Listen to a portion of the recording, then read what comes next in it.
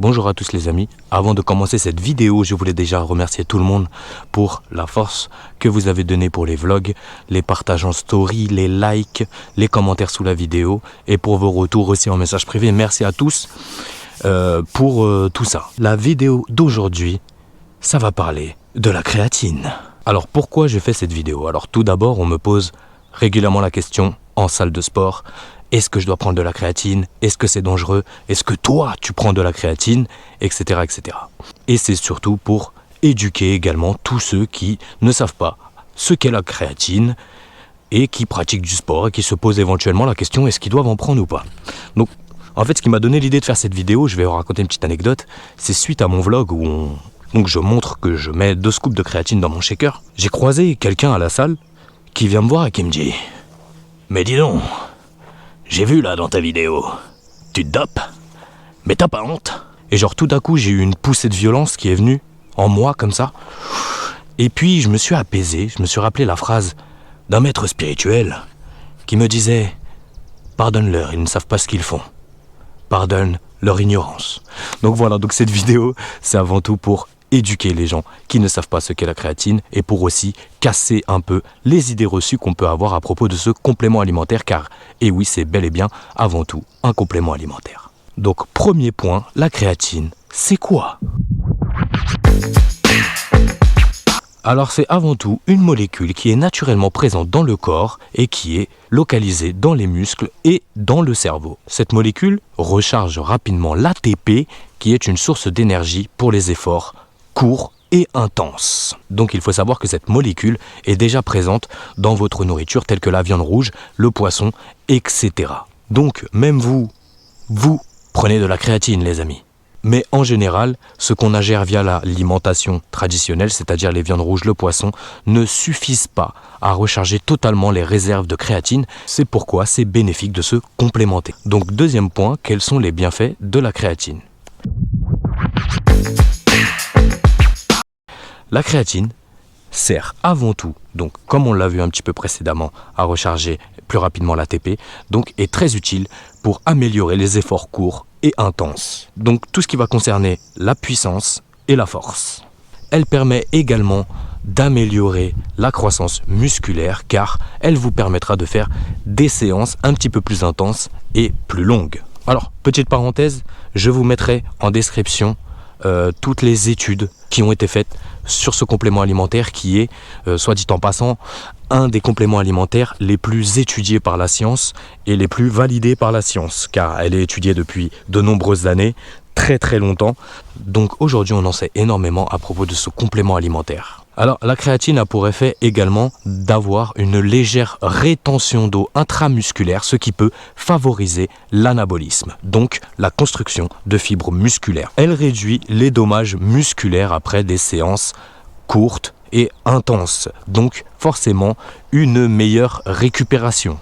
Elle protège également, même si c'est infime, la perte musculaire en cas de sèche, donc de diète hypocalorique ou de blessure, donc intéressant aussi dans ces cas-là. Et on s'est également rendu compte qu'elle peut améliorer dans certaines conditions les capacités cognitives du cerveau, car comme on l'a vu au début de la vidéo, elle est aussi présente dans le cerveau. Donc d'après la science, elle améliorerait la mémoire et aiderait le cerveau en cas de fatigue, donc cerveau plus rapide et réduction de la fatigue. Tout ça grâce toujours au fait qu'elle l'aide à recharger l'ATP, une énergie que le cerveau utilise également. À qui est destinée la créatine?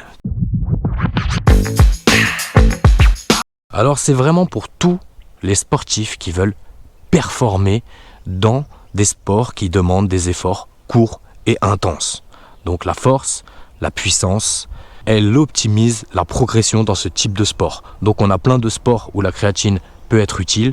On a le crossfit, on a les sports de combat, la musculation bien évidemment, car plus de force et une meilleure récupération égale plus de progression optimisée. Et comme je l'ai dit plus tôt, aussi pour conserver un maximum de masse musculaire pendant une sèche ou alors pendant une période d'immobilisation type blessure. À qui n'est pas destinée la créatine? La créatine est déconseillée aux personnes bien sûr qui souffrent d'insuffisance rénale ou de n'importe quel problème lié aux reins, car forcément la créatine est filtrée par les reins. Donc il vaut mieux demander à son médecin si on peut oui ou non consommer de la créatine si on souffre de ce genre de maladie. Ensuite, elle est plutôt déconseillée aux femmes enceintes, même si au niveau de la science, il n'y a aucune preuve que c'est dangereux ou quoi que ce soit, mais par précaution, en général, c'est déconseillé aux femmes enceintes. Bien sûr, elle n'est pas destinée aux personnes qui ne font rien.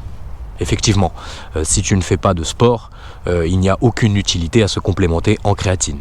Et je pense que tous les sports plutôt d'endurance, etc., il n'y a pas d'utilité non plus à prendre de la créatine. Ça va vraiment être les sports qui vont demander des efforts super intenses et plutôt courts. Il y a également d'autres personnes donc, qui n'ont pas besoin de prendre de la créatine car ils ont déjà des réserves de créatine suffisamment élevées.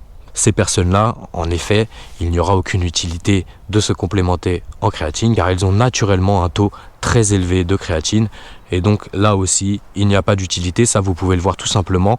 Si vous constatez aucune amélioration ou aucun changement suite à la complémentation de créatine, eh ben arrêtez tout simplement. Par contre, toutes les personnes qui vont sentir que elles récupèrent plus vite entre les séries ou qu'elles arrivent à porter légèrement plus lourd ou à faire quelques reps en plus, ces personnes-là, ça peut être très intéressant de l'incorporer dans la routine alimentaire et dans ses compléments alimentaires quotidiens. Donc ensuite, comment prendre la créatine, les amis? C'est simple, la créatine, on conseille 3 à 5 grammes par jour. Certaines personnes la conseillent de prendre autour des entraînements, le matin. En vérité, vous pouvez la prendre quand vous voulez. L'important, c'est que vous ayez cet apport journalier. Moi, personnellement, et je ne suis pas le seul, j'ai échangé déjà avec plein de personnes qui ont aussi ce petit problème-là lorsqu'ils prennent la créatine avant la séance, c'est que ça peut avoir un petit côté hypoglycémiant. Donc voilà, essayez, si vous voyez que ça vous donne un petit coup de barre pendant la séance et tout, prenez-la plutôt le matin bien avant ou alors après. Voilà, adaptez selon vos ressentis. Et bien sûr, n'écoutez pas les personnes qui vous disent oui, il faut faire une cure, là je fais une cure de créatine, j'en prends 2 semaines, après j'arrête, après truc. Comme on a pu le voir précédemment, c'est utile pour les entraînements, c'est également utile pendant les sèches et également pendant que vous faites rien car ça vous aide à conserver de la masse musculaire. Donc il n'y a pas de cure à faire de créatine. Vous pouvez en prendre tout au long de l'année à partir du moment où vous avez une pratique régulière du sport et même les jours de repos. Donc c'est vraiment tous les jours, 3 à 5 grammes comme je l'ai dit précédemment. Voilà les amis, c'était une vidéo plutôt courte sur la créatine, je voulais pas qu'elle soit trop longue, j'ai abordé les bases, on n'est pas allé en profondeur. Comme je l'ai dit, je mettrai les études citées, qui m'ont permis de faire cette vidéo en description. Je vous remercie tous d'avoir suivi cette vidéo, j'espère qu'elle vous aura plu. Surtout n'oubliez pas, parce que j'ai vu sur les vidéos des vlogs qu'il y avait 50% des gens qui regardaient mes vidéos qui n'étaient pas abonnés à la chaîne, donc qui n'avaient pas cliqué sur la cloche là. Donc n'hésite pas à cliquer sur la cloche, lâcher un petit commentaire si tu as envie, si ça te fait plaisir pour donner un peu de force. Et puis voilà les amis, n'oubliez pas comme la première vidéo sur la NEAT, écrivez jusqu'au bout. Écrivez jusqu'au bout dans les commentaires si vous avez suivi la vidéo du début à la fin. J'espère qu'elle aura aidé des gens, qu'elle aura éclairci la lanterne de certaines personnes qui se demandaient est-ce que la créatine c'est dangereux, est-ce qu'il faut en prendre, est-ce que dans le type de sport que j'exerce c'est intéressant ou pas de consommer de la créatine. Voilà, j'espère avoir répondu à ces interrogations, vous avoir aidé à vous éduquer sur ce complément alimentaire. Je ferai sûrement d'autres vidéos à propos d'autres compléments alimentaires. Et voilà, donc encore merci à tous. On se dit bientôt, surtout ne faites pas de bêtises, je vous ai à l'œil. Moi, je vais profiter un petit peu de la nature aujourd'hui. C'est une super belle journée, c'est pour ça. C'est une journée parfaite pour parler de la créatine. Franchement, ici, on se régale.